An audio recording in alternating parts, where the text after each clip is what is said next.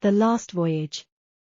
It was a warm summer evening, and the sun was setting over the horizon. The sea was calm, and the sky was painted in shades of orange and pink. The last voyage of the day was about to begin. The ship was a large cruise liner, with hundreds of passengers on board. They were all excited to embark on a journey that would take them across the ocean to a faraway land. As the ship set sail, the passengers gathered on the deck to watch the sunset. They were all in high spirits, laughing and chatting with each other. Among them was a young woman named Sarah.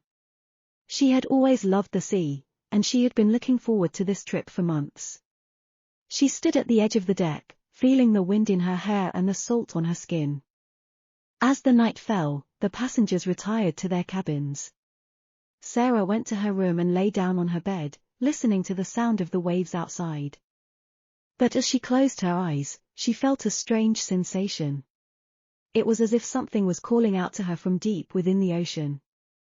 She got up from her bed and walked out onto the deck. The moon was full, casting a silver light over everything. She looked out at the sea and saw something that made her heart skip a beat. There was a figure standing on the water, illuminated by the moonlight. It was a woman, with long hair that flowed in the wind. She was beckoning Sarah towards her. Sarah felt drawn towards the woman, as if she knew her from somewhere. She walked towards her, step by step, until she was standing right in front of her. The woman smiled at Sarah and took her hand. "Come with me," she said. Sarah felt no fear as she stepped onto the water with the woman.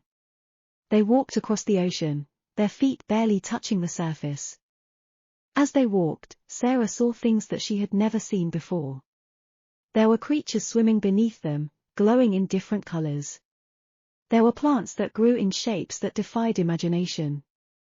Finally, they reached an island that Sarah had never seen before. It was covered in lush greenery, with flowers of every color blooming everywhere. The woman led Sarah to a tree that stood at the center of the island. It was unlike any tree Sarah had ever seen before. Its leaves were made of gold, and its branches reached up towards the sky. "This is where you belong," said the woman. Sarah felt a sense of peace wash over her as she stood beneath the tree. She knew that this was where she truly belonged. As she looked up at the sky, she saw a shooting star streak across it. She closed her eyes and made a wish. When she opened them again, she was back on board the ship. The sun was rising over the horizon, and it was time for breakfast. Sarah smiled as she got up from her bed and got dressed. She knew that she would never forget this journey or what she had seen.